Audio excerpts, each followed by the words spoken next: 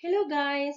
Welcome to Mental Health and Education, the weekly podcast as dedicated in discussing strategies for developing students' well-being by enhancing their confidence and social anxiety while dealing with contemporary social media channels precisely.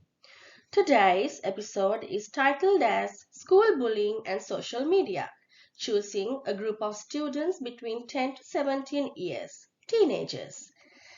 I'm Indunil Fernando, your host, by bringing you the insights from 9 years of experience in teaching.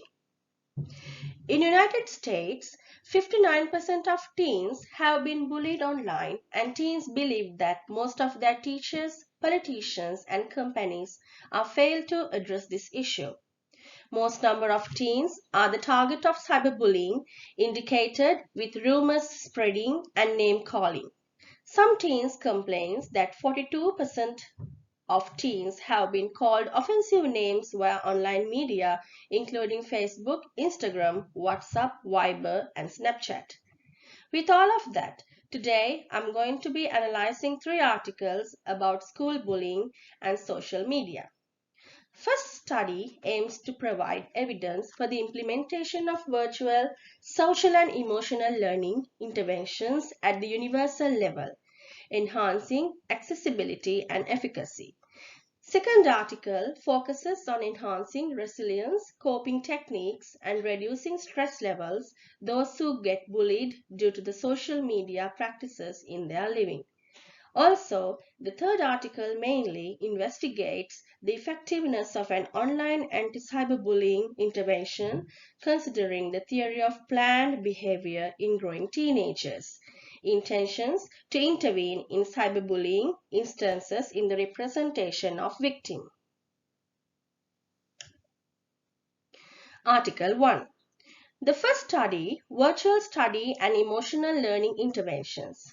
A systematic review and meta-analysis was conducted by Natalie Nordlund for the faculty of the Chicago School of Professional Psychology in 2022.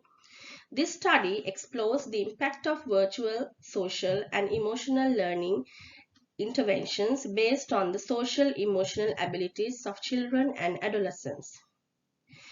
It utilizes a mixed methods approach involving systematic review, meta-analysis, and thematic analysis to evaluate existing literature on online SEL interventions for students in 12th grades. While previous studies have explored virtual interventions, none have exclusively focused on interventions accessed online without the need for specialized technological devices. By synthesizing existing research, this study aims to provide evidence for the implementation of virtual SEL interventions at the worldwide level, enhancing accessibility and efficacy. Considering the research method and data collection, the study involves a systematic review of 21 randomized controlled trial studies to assess the effectiveness of virtual SEL interventions. Additionally, qualitative data from 6 studies reporting user feedback were analyzed using reflexive thematic analysis. Under the findings, the meta-analysis reveals small but statistically substantial effect sizes for cultivating both intrapersonal and interpersonal competence. However, the effect on overall social emotional competence, emotional intelligence is small and non-statistically significant. User feedback analysis indicates positive experiences with the interventions, though variations exist. Based on positive factors, the study follows a comprehensive approach. The study employs a mixed methods approach, allowing for a thorough evaluation of both quantitative and qualitative data. Findings suggest the potential of virtual SEL interventions in improving social emotional skills, providing valuable insights for educators and practitioners. Strengths-based perspective is also can be considered. The study adopts a strength-based approach focusing on the positive impact of interventions. The study follows a limited scope Due to the COVID-19 pandemic, newer studies may not have been included in the review, potentially affecting the comprehensiveness of the analysis. Data limitations is another factor. Some studies lacked comprehensive user feedback data, and follow-up data were not utilized, impacting the depth of analysis. Once cyberbullying appears as unnoticed and underreported, the absence of data has spread to a limited scope. It is important to reflect in a way how the evidence provided by the study can indicate the development and the implementation of virtual SEL interventions in educational settings, along with the focus on enhancing positive social emotional results and reflecting obstacles like cyberbullying. It is also important to suggest that to discuss practical implications of the study's findings for practitioners, educators. Article 2. The second study, Stress Management Intervention to Enhance Adolescent Resilience.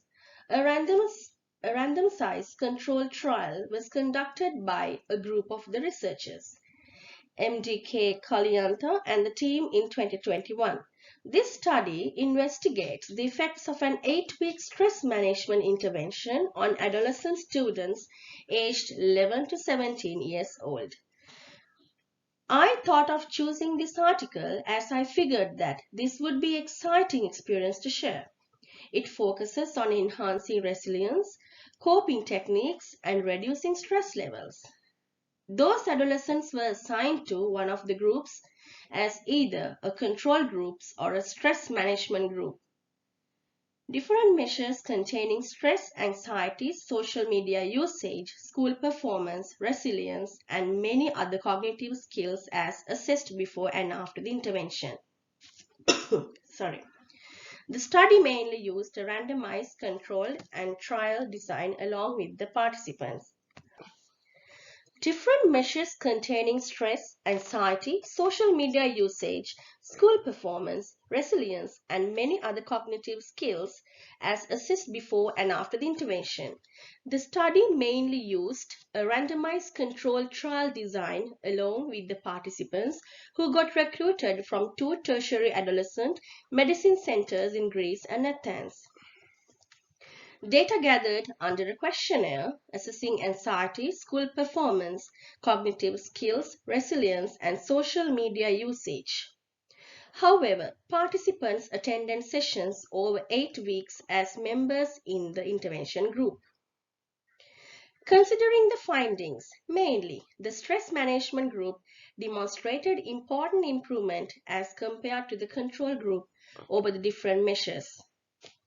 They highlighted higher resilience scores, upgraded school performance, minor stress and anxiety levels, decreased social media practice, advanced cognitive skills in information processing and memory predominantly. Moreover, adolescents in the stream management group practiced reduced stress from different sources, namely interactions along with parents, teachers, and peer pressure.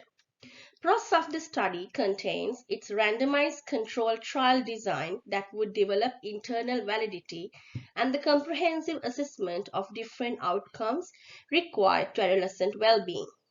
Anyhow, limitations contain the relatively small sample size and the short-term follow-up reflecting the need for future studies with bigger samples and longer-term assessments to evaluate sustained benefits. The findings indicate the fact that the study reflects the efficacy of stress management interventions in developing adolescent resilience and well-being. The study underscores the significance of incorporating stress management towards interventions objectified at promoting mental health and academical success as a future professional working with adolescents. However, it is important to conduct longitudinal studies in order to evaluate long-term effects of stress management interventions on adolescent well-being. Those researchers can propose studies in exploring the effectiveness of different intervention strategies by examining the role of individual factors, example, personality traits, with response to stress management interventions. The third study, Empowering Digital Citizenship, an anti-cyberbullying intervention to increase children's intentions to intervene on behalf of the victim, was conducted by Anne Vlanderin and two other researchers in 2020. The study investigates the effectiveness of an online anti-cyberbullying intervention considering the theory of planned behavior in growing children's intentions to intervene in cyberbullying instances in the representation of victim. The study further discovers consequences and prevalence of cyberbullying by highlighting the significance of bystander intervention. The study has employed a mixed design experiment containing 298 children aged 10 to 12 years old. Measures included pre and post exposure questionnaires assessing attitudes, subjective norms, supposed behavioral control, and intentions related intervening in cyberbullying situations. Results and findings indicate that children are opened up to the anti-cyberbullying interventions as build the increased intentions to intervene as the representation of cyberbully victims as compared to those in the control condition. Nevertheless, mediation effects under changes in attitudes, perceived behavioral control, and subjective norms were not considerably observed. The positive strengths of the study are based on its theoretical foundation, comprehensive analysis, and rigorous experimental design of key mediators. However, the limitations contain the short period of time of the intervention and the clear focus on intentions instead of actual behavior relatively. Strengths of the study include its practical implications for developing theory-based intervention programs and addressing a present social issue. I believe that the study provides valuable insights into the efficacy of an anti-cyberbullying interventions established on the theory of planned behavior. Its findings underscore the importance of bystander intervention in combating cyberbullying and highlight the potential of theory-based approaches in promoting digital citizenship and positive online behavior. However, further research is needed to evaluate long-term outcomes and implementation strategies for such interventions in real-world settings.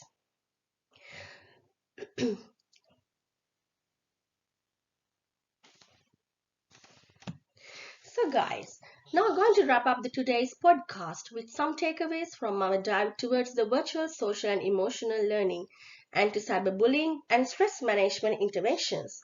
We can see that virtual SEL programs show a promise in enhancing students' social and emotional skills, but we need more studies in order to fine-tune these approaches.